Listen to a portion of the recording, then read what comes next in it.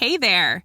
Did you know Kroger always gives you savings and rewards on top of our lower-than-low prices? And when you download the Kroger app, you'll enjoy over $500 in savings every week with digital coupons. And don't forget fuel points to help you save up to $1 per gallon at the pump. Want to save even more? With a Boost membership, you'll get double fuel points and free delivery. So shop and save big at Kroger today. Kroger, fresh for everyone. Savings may vary by state. Restrictions apply. See site for details. Thanks for choosing this free Anfield Index podcast. If you'd prefer to listen to this or any of our other shows without adverts, then now's the time to check out Anfield Index Pro. With AI Pro, you can supercharge your entire listening experience.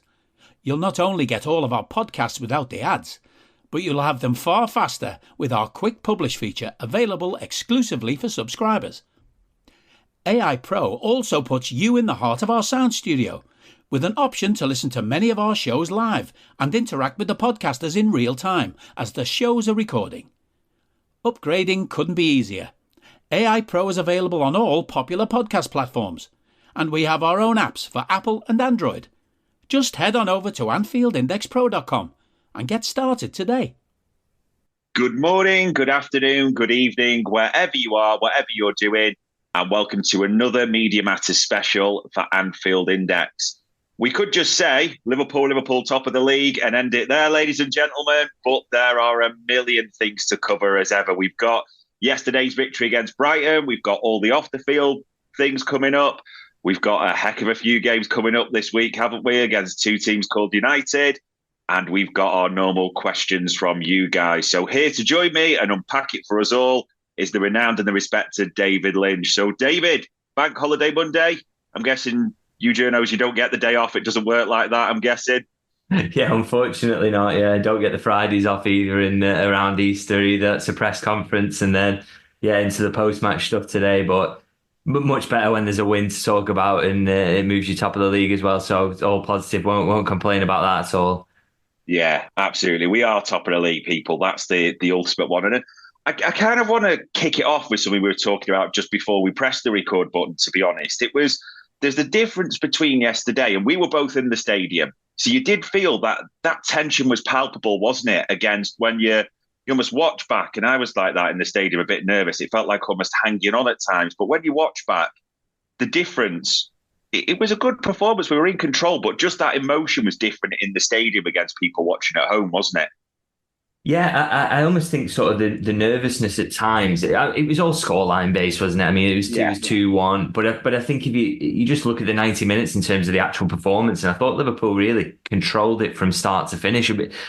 Basically, I mean, that sounds mad because they go 1-0 down after 87 seconds, but even that was a bit of the ball bounces nicely for Welbeck. Brilliant finish. Sometimes that can happen. Yeah. But I thought from that moment on, I thought Liverpool just absolutely bossed it and should have won more comfortably, really. And the late nerves, even, there was always going to be some nervousness when the result's so close late in the game and you're against a Brighton side who can score. They've got quality players and can open you up at times. But it didn't really reflect the reality, as you say. I think, everyone's nervous because it's a title push, but I think, there was a really huge moments of doubt in that game for Liverpool. And even in those last sort of 5-10 minutes when Brighton tried to push, Liverpool were the ones making the big chances. They looked in control defensively, didn't really give much up. So I thought, and I got some tweets actually after I put a post-match tweet out about saying, thought it was an absolutely brilliant performance, deserved to go top off the back of it.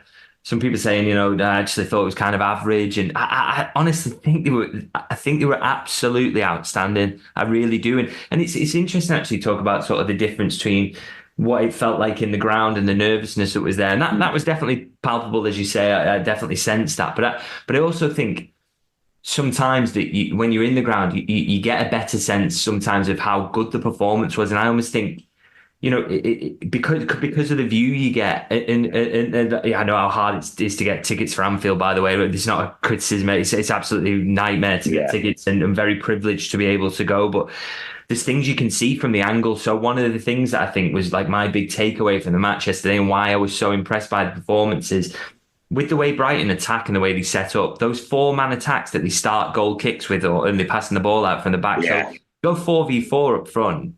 So your defence is pinned back in 4v4, and it's like if you're ever in a 3v3 or a 4v4 in any attacking situation in football matches, you're thinking, we're underhanded here. You always want numerical superiority on the side of the ball. Yeah. And it's like Brighton consistently did that, and Liverpool just dealt with it. Just dealt with it and dealt with it and dealt with it, and very rarely looked disorganised. And I just think that to me, because you could constantly see that 4v4 developing, and maybe with the camera angle you see on television, you don't see that. You're always like, wait, why does it look like they're suddenly in here on a counter-attack? Yeah. Because you see it and how they set up, and there's not a lot Liverpool could have done about that other than just face it up in 1v1s. And that they consistently did it so well, and then stop Brighton really creating anything outside of that goal they scored early, and then consistently created themselves. In the end, they deserved to win by a far more comfortable margin with the chances they had. If there's one element of the performance you could criticise, it was that they didn't take the chances.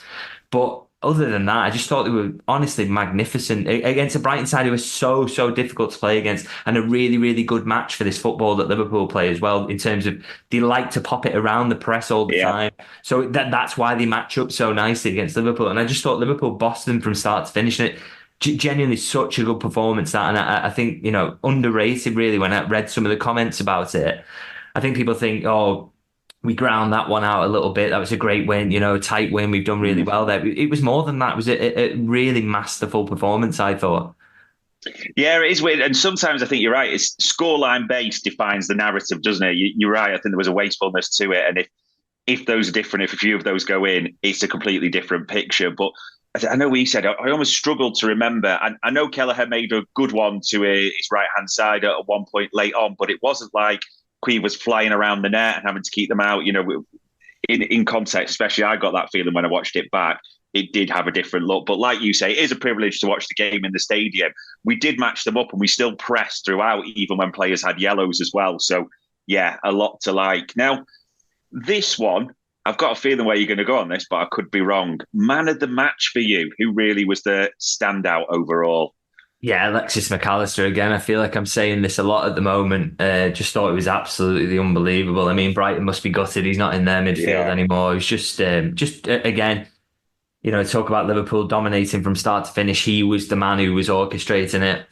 Everything went through him, on both sides of the ball for Liverpool. He was just absolutely vital. And I mean, it was interesting really. He was the key. You could see from the first 5 minutes, I think, that he was going to be the key man in the match, because Brighton had a plan for him, which was basically that every time Welbeck was trying to cut off the passing lanes to him, and his left and right. And I thought Welbeck, by the way, I don't talk about opposition players, and this thought he had a very, very good game. Brilliant in build-up with his little flicks around the corner, running in behind, constant threat. Great goal he scored, and he worked his socks off to try and take Mac Allister out of the game. Unfortunately, Mac Allister is absolutely brilliant, so he couldn't do it. But it wasn't through a lack of effort from Welbeck. He was constantly trying to shield the ball getting into him, and then if Mac Allister did get it, then try and get the other side of him to make things difficult.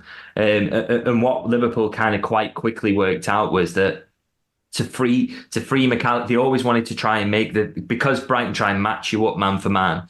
It was quite difficult to make that free man, and they would always block Mac Allister if they could. So the best way to do it was to bang, bang, bang, 3 passes, quick as you can, little quick exchanges, make a little triangle, and all of a sudden you were around Brighton's press or man-to-man marking, and then you'd usually get a man free in the number 10 spot, and typically that was Mac Allister. Thought Liverpool did that absolutely. The way they worked it out, you could see it happening live. It was so good. And then once he started to do that, he was getting Mac Allister free constantly. And as I say, I thought he absolutely ran the show. Dragging players onto him to make space, pick the right pass literally every single time. Those little dinks in behind were like a big part of Liverpool's threat. The assist is unbelievable. Great ball into him from Szoboszlai. But he knows he has to fit it, Mac Allister, when he gets it. He knows he has to put a bit on it. Salah, great touch, great finish. Everything about his performance. And on the defensive side, he gives you so much as well. I mean, again, I think I've said this before, but you sort of thought the pressing aspect might be the bit of Jurgen Klopp's setup that he might not be attuned to. He's absolutely smashing it now. So good. I just love watching him play. I had a comment on my YouTube yesterday actually saying he's the kind of player who makes you fall in love with football, and I totally get that. He's got absolutely everything. He's such a good footballer. He's got great character. He's so humble. Just seems like a nice guy, and in games like yesterday, I said he's almost Liverpool's most influential player these days. And I'm not, that's not to say he's Liverpool's best player. I think Salah and Van Dijk maybe battle it out for that one. But in terms of he everything is being funneled through him at the moment. He is absolutely the king, really, in terms of how Liverpool build up. And yeah, he's playing incredibly well at the moment. And yeah, let's hope he stays fit between now and the end of the season, because he's so crucial. He does seem the key player, like you said, at the moment. I mean, the stats from yesterday, even 5 key passes, 6 recoveries. It really was an all-action performance. I mean, we talked about it before last week as well. He's in that conversation now with Van Dijk and Salah for player of the season. He's forced his way in recent performances, 12 goal contributions already. I mean, it's a bit of off-piece a little bit, but because McAllister is that good at the moment, there's no doubts about it. He's that first midfield name on the team sheet. Is by essence, this isn't to be derogatory about the player, but is he making Endo the second name because you've got to have Endo in the 6 to put McAllister higher? Is that kind of the combo when Szoboszlai and Jones are almost battling it out for that one other position for you a little bit at the moment? Yeah, I sort of agree with that in terms of I just think they complement each other so nicely, don't they? Work so brilliantly, and you know the way that they sort of got a real understanding about positioning and how to cover each other, and that's those times in games where they know it's the right time to sort of make that little double pivot, and McAllister drops in with him. They just work two really intelligent footballers, and I mean, McAllister's just out of this world in terms of what he can do on the ball, but Endo's no slouch either in terms of he knows how to quicken the pace up. He can really fire it in from time to time, and Endo's been key to sort of, you know, one of the issues I had with McAllister, and people will rightly point out that I was completely wrong about not wanting him in this advanced position early in the season. Is that one of the things that's kind of been really helpful is how good Endo is at finding him. Yeah. And getting him into those little pockets. He's so good at firing those little passes through the lines, and as I say, in terms of covering and getting in amongst it as well, they're both really good at battling. So they are just this perfect little midfield mix. And as you say, you've got choices then alongside them. I thought Szoboszlai was really good as well yesterday, actually. So again, that on paper, you know, when they all reach the potential, and maybe Szoboszlai, I think there's a little bit more to come from him. But I thought really good steps yesterday. That looks a really nice mix. You've got Curtis Jones in there. Gravenberg's been brilliant in the latter part of this season as well. So really exciting midfield mix that Liverpool have got, mostly young as well, Endo aside, and even he looks like he'll play for a few more years yet. So yeah, really, you know, Liverpool looks so strong in that centre of the pitch, and it's a big part of why they're playing so well at the minute. Yeah, no doubt. Like you said, it's about keeping them fit. That's what everything's fingers crossed towards as well. And I mean, another player that you mentioned there is Mo Salah, the winner again. The Egyptian king is the difference maker, you would say. It was a strange performance in the sense that, again, he's the difference maker. And a lot of people, I mean, the Premier League, Liverpool gave him the official man of the match. It almost felt like on another day, though, he could have had 4 or 5 realistically. And he used that word before, wastefulness, but it's still the difference, isn't he? Yeah, 12 shots, was it? I think he's the most by a Liverpool player in a game that Opta had on record or something like that.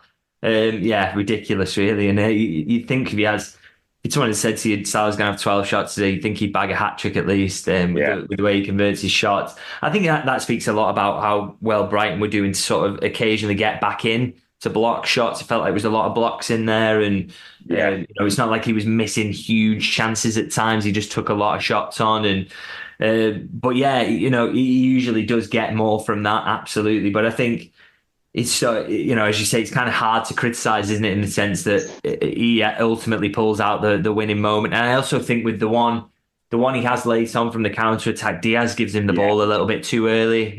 You know, if he'd held on a little bit longer and made a better chance for Salah there, and he puts him in a bit of a more difficult situation that's harder to finish off. So yeah, he gets the winner. And again, that's no easy one. I said it's a great pass from McAllister, great vision, but he has to fizz it to get it there quick enough. So that needs an absolutely unbelievable first touch that's straight out the feet, and then he sweeps it in, and so shows absolutely brilliant quality in the most vital moment in the game, and gets the winner. I agree. I wouldn't say he was man of the match. I'm not sure why. McAllister got overlooked for that one. I thought Conor Bradley was possibly in the mix as well, but you know, hard to argue, I suppose, when he gets the winning goal and takes 12 shots. Maybe that shows that he was a constant menace, and to be fair, he was. Yeah, and like you said, another day he has more goals. It was a brilliant save, to be fair, from the Brighton keeper, that one right in the corner late on. And Yeah. even his pass for Diaz's disallowed goal was brilliant. And yeah, we won't talk about the lines because that's probably a topic altogether that's separate that way. But yeah, and the difference again. And you mentioned a player there. It almost gets to the stage now, there's a feeling that we're talking about two youngsters. One was in League Two last season, one was in League One. And we just kind of expect Conor Bradley and Jarell Quansah just to almost come in and do what they did yesterday. It's almost like we're not blown away, but they were brilliant again, weren't they? It's ridiculous, honestly. I mean, it should, say at the start of the season, somebody had said to you, Trent's going to miss this much football. And Conor Bradley, who's impressed in League One, is going to be in and play all these games instead of him. And then you say the same about Jarell Quansah with Canate and Matip being out for the season, and you're going to say Quansah's going to play this amount of minutes. Would you have said that Liverpool would be top of the league at this point? I'd have said no chance. So, it just shows you where your expectations should have been, or where most people's expectations would have been at the start of the season, and what they've actually produced is, we almost get cocky about it now that they're just going to come in. It's like, oh, Canate can't start this one because he played for France, and he's probably going to do back to back now, isn't he? Thursday, Sunday. Oh, well, Quansah's coming in, it's kind of like shrug of the shoulders. So what? That's absolutely fine, no problem. And he comes in and they're both up against something that they've not seen before as well. Something that was kind of, as I say, it's such a different test what Brighton do, this 1v1 constantly all over the pitch. So they literally are just testing you how good. It's almost like five-a-side football. How good are you in one-on-one situations over and over and over and over for 90 minutes? And they both just absolutely smashed it. I thought Adingra had the better of Bradley on the odd occasion early in the game, but he grew into it. Yeah. And then in the end, I thought won that battle and was phenomenal on the other side of the ball. Just constant threat down that right-hand side, linked up with Salah brilliantly. Those little drives inside, so dangerous. He's brilliant. He creates like 4 chances, has 2 shots as well. So yeah, absolutely deadly. And, brilliant both sides of the ball. And Quansah, as I said, Van Dijk can't help him in the situations he ends up in because it's 1v1 constantly. And some of the tackles he puts in terms of like, there's little last ditch ones where he's nicking the ball away, and is it Adingra he ends up 1v1 with in the box and a bouncing ball, and he just sort of nudges him out of it with his shoulder and turns out and passes the ball out. And you can see Van Dijk applauding him because it was so good, so composed. And again, both of them sort of completing it around 90% of the passes. They're just, they with Brighton putting them under pressure as well. So I just, we really should not be blasé about this. You shouldn't be able to just pick kids out of your academy who've been on loan in the lower leagues last season and think that they're going to come in and sustain a title challenge, help you win the League Cup, get you to the last stages of the Europa League. It's ridiculous. And, let's not forget that and constantly remind ourselves that these kids have come in and done so well. And yeah, they're both phenomenal yesterday. And they have been all season. Yeah, we saw Quansah like that pace over that distance as well to catch Adingra, like you said. I didn't know he had that pace. He's not as quick as Van Dijk acceleration, but just that pace surprised me completely. That was spot on to mention that. I turned to Matt Addison, who was next to me in the press box yesterday, and said, I didn't think he had that in his locker, as you say. And that's encouraging again, because we know how good he is at everything else. The fact that he's got that rapidness in him, he's going to need that from time to time. As you say, maybe not as quick off the mark as Van Dijk, but once he gets a head of speed up, the fact he beat Adingra to that ball, and he didn't look the favourite when he set off. So that shows he is slightly maybe quicker than we maybe expected. So yeah, the fact he's got that in his locker as well as all the other things, the composure, the brilliant 1v1 defending, the aerial duels that he wins, he's got everything really to be an absolutely world-class centre-half, which is, again, who would have said that at the start of the season? Absolutely not me. No, absolutely. These two have been absolutely special. And I wouldn't use this word for the referee, so probably I would say, I know, to be fair, you're usually the voice of reason with the refs, when we talk about it, I'm usually a bit strong in my initial thoughts. David Coote yesterday, what was your actual assessment of his overall performance? Because I can bet you can guess what the Twitter timeline thinks of it. Yeah, well, I won't use the phrase I used when we were texting about this one last night. I do try and give him a fair shake if I can, but I did think the referee was poor yesterday. I just think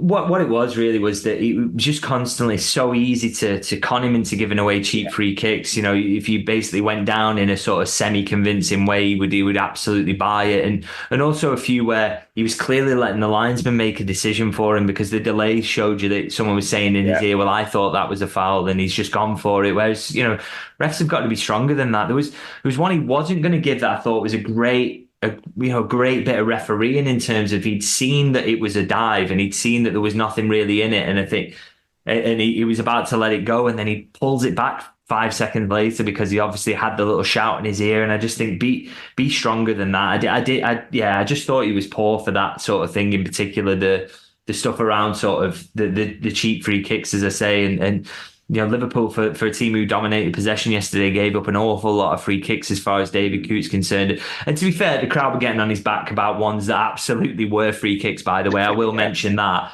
But there were so many that weren't, that Brighton were really clever in winning. And it was just, too easy to con him. And I think sometimes referees get in their heads, well, I'm at Anfield, I've got to be strong. I don't want the crowd to boss me about. And you can go too far the other way then and start giving absolutely ridiculous free kicks for nothing, and Brighton were finding it too easy to win those. So I didn't think a very good performance from the ref, to be honest. But it doesn't matter in the end, does it? Because in fact, it's probably worth mentioning more because Liverpool win. Because I think if they don't, people would say, "Well, it's sour grapes" or whatever. But you know, I think it's absolutely worth mentioning. I didn't think he was very good at all.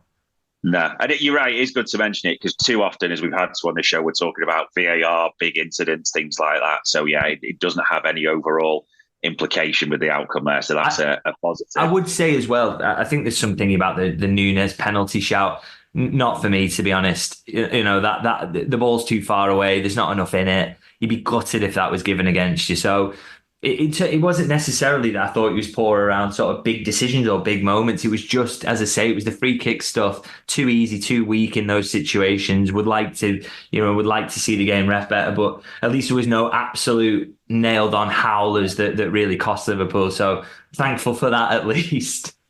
Yeah, absolutely. It just felt like you said, just different to the directive that's been this season to be stronger. But hey ho, it doesn't matter in the context of things. And almost jump into the Super Sunday. I think Trey's descriptions needs to level themselves against the City and Arsenal game, the 0-0. But that result, I know it's another game, but did that make it even better? Would that have been the result you'd have picked for the other game? Yeah, absolutely. I mean, 100% a 0-0 as well, because I think, you know, you don't even get the confidence boost of one of the sides pulling back to get a 1-1 or anything like that. You know, nobody took anything good from that game. Nobody enjoyed it. It makes Liverpool favourites to win the title. So absolutely perfect, really, for Liverpool. And yeah, it would have been the result you picked. I mean, I know people say, oh, Arsenal's defensive performance will give them a boost, but they've given up the initiative with a much harder fixture list ahead of them. Which I just think is not good. And he didn't, but I didn't watch the game, unfortunately, because I was doing the post-match stuff. And then I listened to the second half on the radio on the way home. I just think, they've basically gone there and sort of put in a Mourinho-esque performance, haven't they, by the sounds of things. City didn't show enough to break that down either. So just think, I don't think either side really will take absolutely loads from that. And as I say, I think Arsenal, it might cost them because of what they've got coming up ahead. I still, I've always had them as third favourites, really, because I just think this fixture list they've got coming up now is going to be really tricky for them, not just in the league, but also in Europe, and balancing that. They've not had to do that for a while. So I think this is going to be a difficult run for them, and I think they will finish third. And for Man City, it's more drop points. It gives Liverpool a little bit of a cushion, plus the goal difference that they've got, which is nice. So, it's absolutely perfect result, perfect day for Liverpool, really. Yeah, nothing can be argued with that. And no injuries, which is always a positive in the current climate as well. And stepping into the off-the-field stuff, I mean, that's almost been as busy this week, hasn't it? We've had the Xabi Alonso staying at Leverkusen, his public confirmation, the press conference, the Amorim talk, Zerbi's there, and other names. So we'll kind of break this down one by one. I mean, Alonso confirming and staying at Leverkusen, that felt the biggest headline. I know you said he was your initial favourite for the choice the role when we spoke about this previously. Were you a bit surprised? Do you feel it's that big a blow, or do you think we can move on quickly from this one? Not massively shocked, to be honest. I mean, I totally understand his thinking more than anything. It's kind of, look, he's done a brilliant job there so far, but he's less than 2 years into the job. Yeah. He's got an opportunity to win the league this season. His reputation isn't going to take a hit if they don't win the league next season, is it? If Bayern Munich come back, everyone's going to go, well, that's to be expected. That's fine. It's not like Alonso's failed if that happens. So he's under no pressure to win the league again next season. He gets to learn more. He gets to go into a Champions League campaign, which I think is very, very important in terms of learning on, it's a totally different challenge. We've seen managers go into that for the first time who've done well in leagues and find that to, be a totally different challenge they've got to work out, because it's not, I know it's just football games, but it's Europe is just different. The challenges you come up against and the way it is in knockout competition. So I think it's got a good decision on his part, really, to not make the move yet. It's a shame for Liverpool, because what he's doing, he is the outstanding young coach in Europe. It's not an emotional thing about wanting him, and it was just the work he's doing is just outstanding. Yeah. So, if you could get him, absolutely. But I'm not, as I say, I'm not surprised. And I think it's the right decision for him as a manager to do at least another season, maybe a couple more seasons, and then see where things are up to. We've seen a lot of talk actually about, oh, well, he clearly wants to wait for Real Madrid, but I don't think that's part of it at all. I think it is, as I say, I think he wants to do this Champions League campaign with Leverkusen. He wants to show, sort of thank them for their faith in him as well, as much as anything. And but also, why rush now? Why move now? He's got his whole managerial career ahead of him. Go and have a crack at the Champions League with Leverkusen. Nobody's expecting you to go and win it with them. See how far you can get. See how you do. And see, can you win the league again? If not, no worries. It's kind of, he's going to be pressure free and be an absolute legend at Leverkusen, regardless of what happens over the next couple of seasons. So why not stay there and learn more? If you own a vehicle with less than 200,000 miles and have an auto warranty about to expire or no warranty coverage at all, listen up. CarShield has a low-cost month-to-month vehicle protection plan that covers more parts than ever. Visit carshield.com/audio to find out how you could pay almost nothing for covered auto repairs. Drivers who activate this vehicle protection today will also receive free roadside assistance, free towing, and car rental options at no additional cost. Get your free quote today at carshield.com/audio. That's carshield.com/audio. I don't need a VPN. I've got nothing to hide. This is what I used to tell myself before I hooked up with LibertyShield.com. Not only is my home internet now fully encrypted, but I can now access all the websites I want, whenever I want, and do so from absolutely anywhere. As a Liverpool fan, I love to know I can now watch every match, regardless of whether it's on UK TV or not. My Liberty Shield VPN makes sure nothing is blocked and guarantees me super fast streaming speed throughout that match. You can get connected right now with their software package, which includes a 48-hour no-obligation free trial and instant access to their apps for Apple, Android, Fire TV, PC, Mac, and Android TV. Or go a step further like I have and get one of their pre-configured VPN routers. These small but powerful devices allow you to easily connect every device in your home to VPN, making it the perfect solution for smart TVs, Mac boxes, and games consoles. Visit LibertyShield.com today and use coupon code AIVPN25 to get 25% off at checkout. Yeah, absolutely. It's not what people wanted to hear, but there is a clear logic and rationale that you can make for that decision as well. And I suppose it almost moved in. It seemed like, especially from yourself or the journos, that Ruben Amorim kind of became the key name then, didn't it? Quite a few pieces on him. I know Paul Joyce, you've written about him as well. Is he, and I'm almost putting you right off the fence here, is he your choice now, would you say? Is he your next one that you're looking to? Yeah, I think we've spoken about this before, maybe on the podcast, in terms of how I've always said, if you can't get Alonso, then get Amorim. I think because it's clearly him and Zerbi are the two who would be sort of the next two considered, and I think the difference between Amorim and Zerbi, I think Zerbi yesterday, by the way, it's so hard to judge, isn't it? Yeah. A manager with a side that they shouldn't be anywhere near where they are. And I still think, I'm looking at elements of the game yesterday, and Liverpool dominated it. But like I say, the way that Brighton set up that sort of really aggressive man for man, it'll be so interesting to see that with like world class players in it and see how that would work out. And I think, Brighton are sort of considered to be disappointed in this season, even though they're down in 8th. And I'm kind of like, it's Brighton, they should be 16th. Yeah. It's ridiculous what he's doing. And it's kind of, anyway.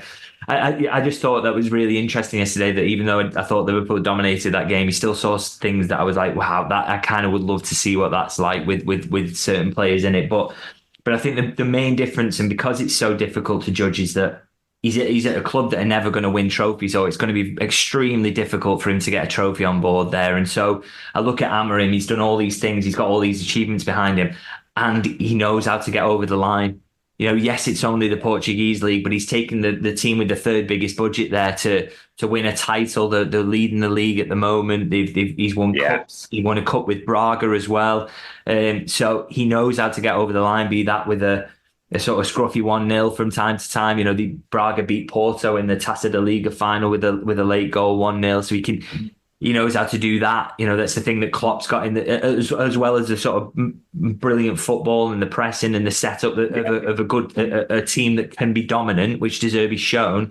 He's done all the other bits and pieces, which is getting over the line in tough situations. So that for me is why Amorim would be second, my choice behind Alonso, and absolutely the one that I probably expect Liverpool are going to push on with now, to be honest.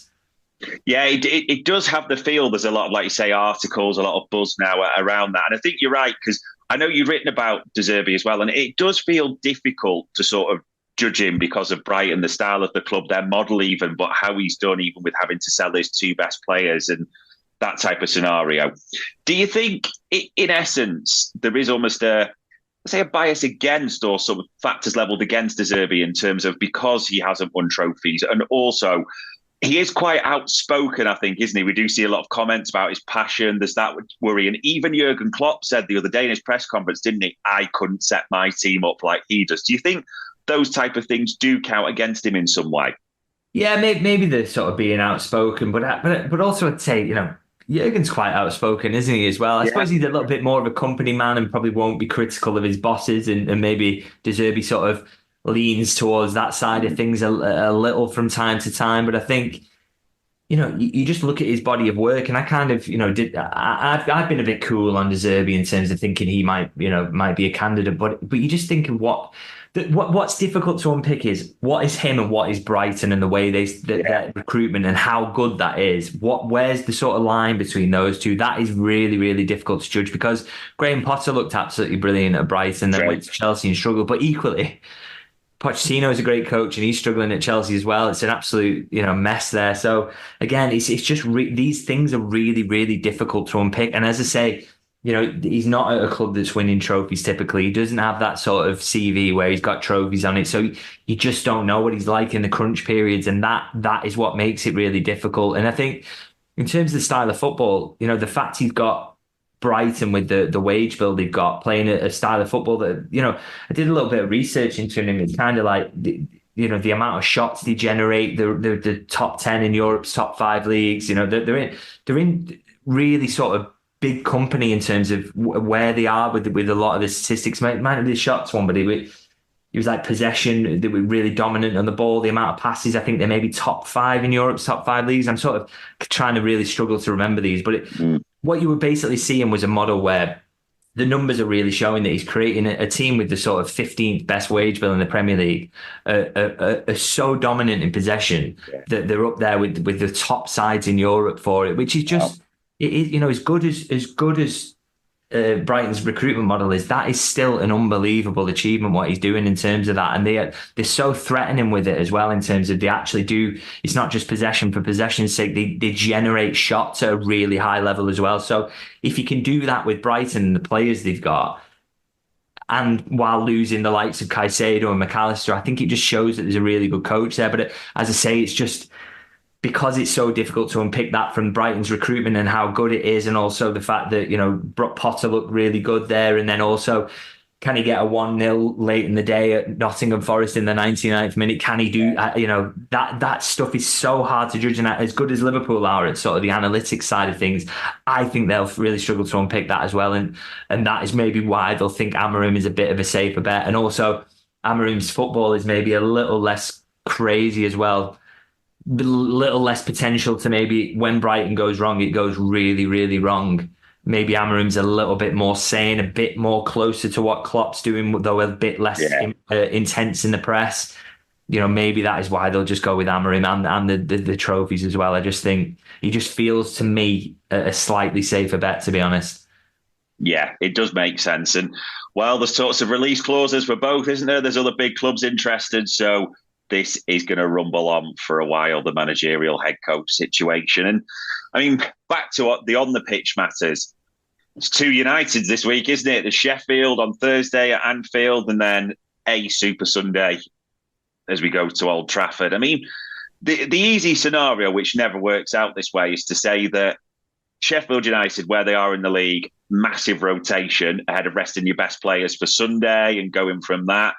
I know there's going to be the argument of, like, do you start your best, get them off, win the game? How are you sort of unpicking Thursday into Sunday?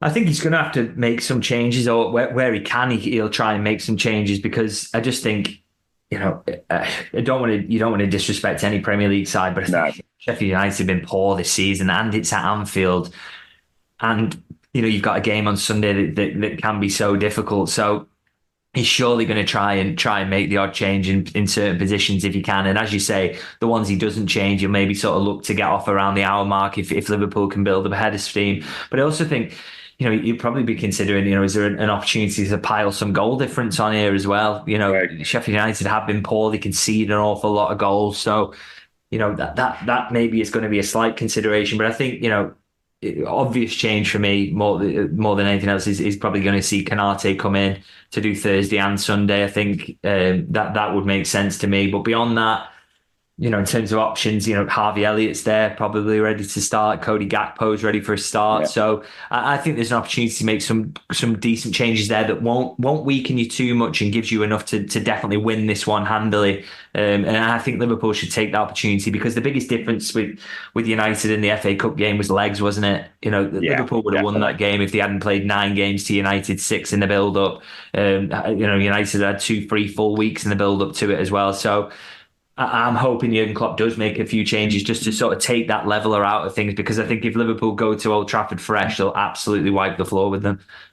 No doubts. And I mean, Jurgen did say, if I got it right, that Curtis Jones is back in full training, so he's got a chance for this. And I suppose that I'm almost linking into other players as well, just trope for Trent and Jota.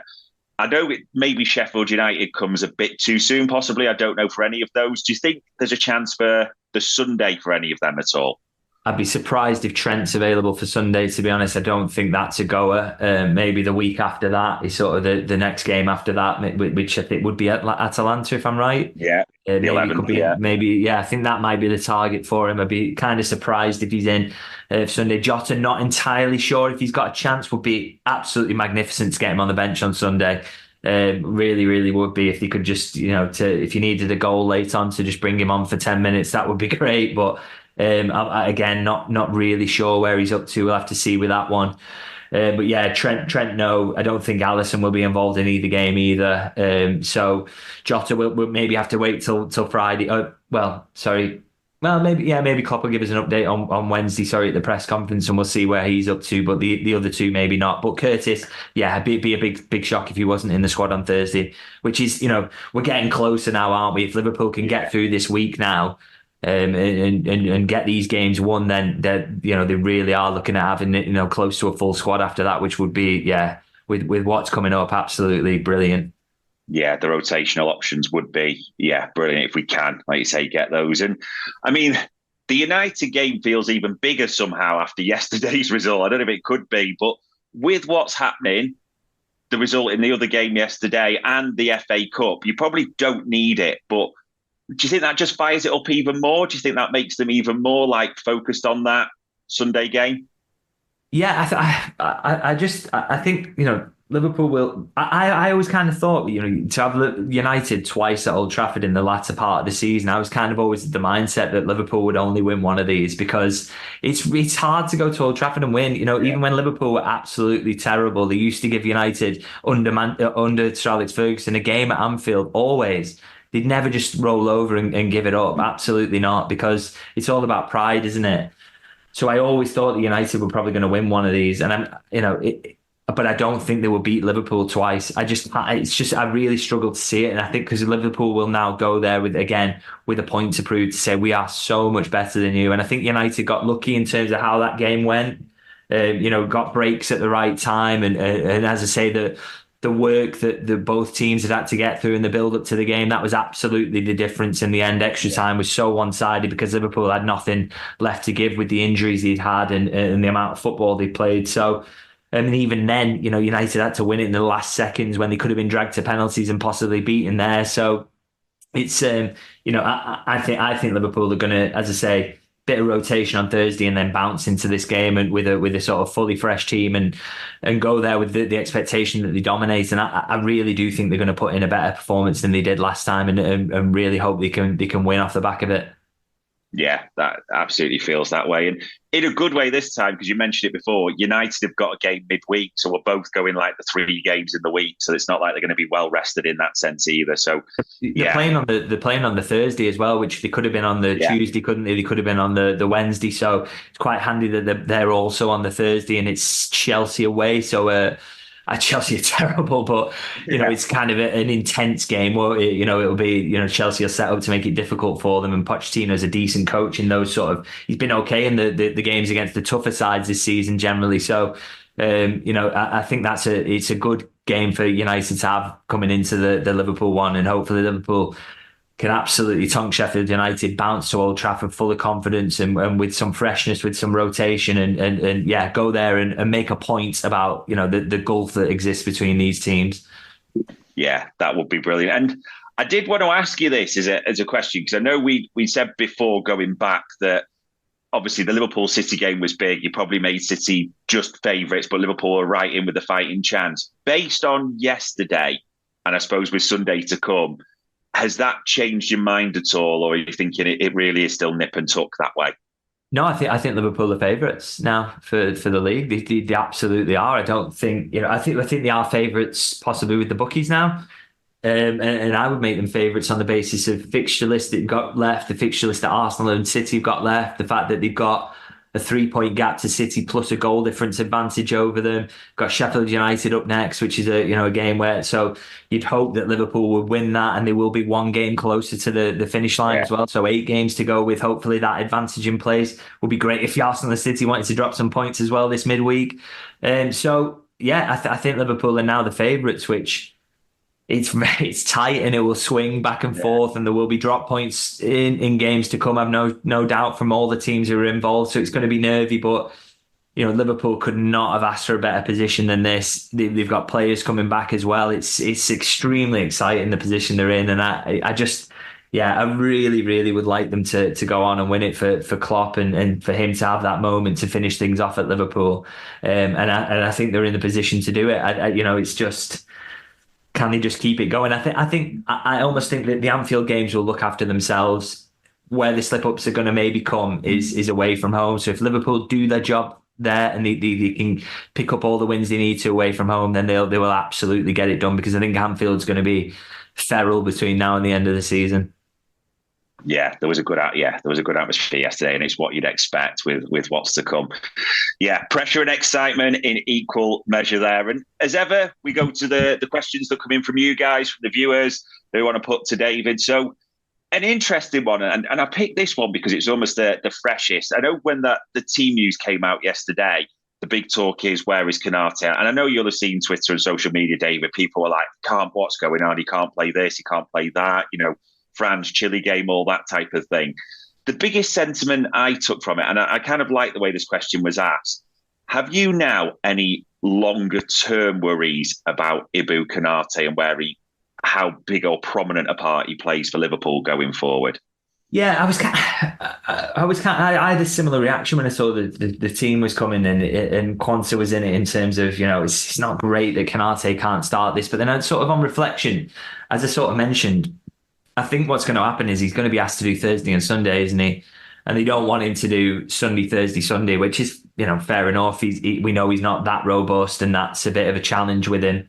But I kind of think, that's not too bad, is it? If you've got someone as good as Quanta and you just want to give Canate Thursday, Sunday, that's kind of an absolutely fine thing to do. You'd manage a lot of other players in that similar way. I do think it's kind of a concern with Canate that he does pick up muscle injuries easily and he isn't as robust. And in a season where Liverpool have got Champions League football, that it becomes more difficult to manage. But what might be kind of helpful, actually, was kind of thinking about this over the weekend, was that if it is Amorim who comes in and maybe would make him the massive favourite as things stand at the moment, he likes 3-4-3, doesn't he? He likes that setup, and I do wonder whether that would mean, because you're going to go 3 centre halves, you buy another one this summer to boost your options there, particularly with Matip going. I know Quanta's stepped up into the Matip role, so there's an argument you necessarily don't need to sign a centre back, but I would say, if they're going to go with 3 at the back, then they probably are going to think that they need another young one. And I think in that world where you've got 5 centre-half options, I'm absolutely comfortable with the fact that Canate isn't that robust, because when he's available, he's absolutely world-class. So, but I think that would be a really nice way around it, actually, is to have, because I think if you're playing a back 4, to have 5, it's so difficult to manage in terms of giving minutes to everyone and making sure those 5 are absolutely, happy with the role that they've been given. Whereas I think if you've got 3 starters as centre halves and you've got 5 options there, that becomes far, far easier to manage. Particularly as Joe Gomez is so versatile as well, that even if there aren't minutes for him there, he'll get minutes elsewhere. So I think that's a really I think that's a nice way around it, if it is going to be Amorim, that Liverpool will be able to sort of box off that issue around Canate by just signing another centre half. And they have been looking as well in the last sort of year or so. So it's definitely a position they're interested in strengthening, maybe with that in mind, that they're going to go to a 3 at the back. Yeah, it will be interesting, especially if it is Amorim, because I know we've talked about it and you've mentioned and written about Diamande, Inacio, that type of player. So it would be interesting to see what does happen there. Yeah, and it's Ibe. We're going to need him till the end of the season, no doubt about this. And the final question that came in, which I wanted to ask you, Luis Diaz again scores a goal. He's made real contributions. It almost feels like Luis Diaz is, maybe it's the wrong phrase, but back to his best somewhat. He was direct again. He's challenging, going both ways on the pitch in an impressive manner. Papa Diaz is talking a lot, and he talked again during the international break, didn't he? Like, that's the big thing that a lot of people picked up on, is the fact that he's talking, and it's almost paraphrasing him a bit, but talking about that he always ends the interviews with, he's happy, he's content at Liverpool, but Spain gets mentioned a lot, and he name checks clubs as well. Do you think the club will be almost concerned on that, or do you think there is anything even lingering there under the surface, or is it just talk and nothing more? Well, it's kind of interesting, because it was kind of put to me last summer that Diaz would sort of not be against the idea of a move because of, for obvious reasons, weather is terrible here. I'm looking at the side right now, and it's totally get where he's coming from. It was cold at Anfield yesterday when the wind got up. Yeah. And it is March, so we're into April now. So wouldn't be against the idea of sort of moving on. And I think we're clearly seeing that with what his dad's saying. And I get that, a move to Spain would be great for him. The language, culturally, the weather's far better. And obviously, if he was to move to Spain, he'd be to one of the big clubs, wouldn't it? So he'd be great to play for one of them as well. So I totally get it. But I also think Liverpool will be kind of relaxed about it, because ultimately, they're in a strong position in terms of where his contract's up to. They'd be able to ask for a really big fee to get to at least break even on what they spent, so that's fine. So I don't think they'll be worried about that. And I also think with Diaz, I think he's brilliant, by the way. I think he got really unfair criticism at early points of this season, has really sort of come back to prove what he's all about. Brilliant worker, grafter. And he also provides goals, and he is back to his best at the moment. I think he's playing really, really well. But I also think they'll think they can possibly replace him if he did get an offer and he wanted to go. So I think, because I think they could probably get someone who's slightly more output, or if they didn't want that, they just want someone who does what he does, which is just works his socks off down that side and very much functions as a midfielder. I also think they'll think that they can find that. You know, it's not like losing Salah and all of a sudden you've got 40 goals to replace or whatever. Yeah. It's you know, it's slightly easier to do that. So but it's all contingent on someone coming in and offering enough money. And, you know, you look at some of the struggles of clubs across Europe in terms of financially. I think, you know, Liverpool are in a really strong position to sort of see off any interest anyway. So I don't think it's one that they'll be worried about, even if it's something that will eventually maybe come to fruition. I think it's something they'll be sort of quite calm about, and we'll see what happens. And if a big bid comes in, they'll maybe not have to block it because they can replace him. But if not, happy to keep him because he's playing brilliantly at the moment. And you know, as much as he sort of wants to play in Spain, maybe he seems to be enjoying his time at Liverpool and he's doing a really good job. Yeah, indeed. It does feel in Liverpool's favour, like you said, with the contracts and the way everything sits. And listen, we will definitely need Luis Diaz between now and the end of the season. So probably the final question, and it's almost, again, taking you off the fence a bit. Confident, and this is probably the wrong phrase, but confident for 6 points this week, Thursday, Sunday. Oh, I'm confident for 3 on Thursday. Sunday is just a different matter. So used to that being a really difficult game. I just like to think that the character and the personality in this team, that they just won't allow United to do that to them again. And they were very unlucky to have it done to them in the last game, actually. So I think, I hope for 6 points. And I mean, you think if you get through these next 2 and you get 6 points on board, there's only 7 games to go. They'll be in a really good position. That's the key part of every win now, is that it knocks off a game where you can be reeled in. And that's the crucial element. And as I say, I would quite like to see some goals piled up on Thursday as well. I think that's really important. I think, you know, take that out of the mix with Arsenal in terms of the goal difference. If possible, and create a bigger gap to Manchester City as well. And yeah, I'd like to see a big win on Thursday, and that'll be a perfect preparation for going to Sunday, and hopefully then another sort of 5-0 at Old Trafford. I'd absolutely take that. Yeah, that would be a super Sunday, literally, wouldn't it? But we will have to see, ladies and gents. We use this word most weeks, and to be fair, it's massive again, isn't it? And the next time we talk, we'll be talking about 2 huge games, and we will see where we are. So all it leaves me to say as ever, David, thank you for your time and your insight as ever. Much appreciated. Thank you. Good stuff. And ladies and gents, that was Media Matters for Anfield Index. We hope you enjoyed listening to this Anfield Index show. Please be sure to subscribe to our channel so future podcasts find their way to your device automatically. There's nothing quite like fan engagement, and we'd love to know what you think of anything discussed on this show. The best way to get in touch is over on our free Discord community, where both podcasters and listeners debate the hottest LFC topics 24/7. Sign up free now at anfieldindex.com/Discord. You won't regret it. You can also follow us on Twitter at Anfield Index, and find us on Facebook by searching for Anfield Index. Oh, and before you go, we'd love it if you could leave us a 5-star review on your favourite podcast app. It only takes a couple of seconds, and it means the world to the people who create these free shows. Sports Social Podcast Network.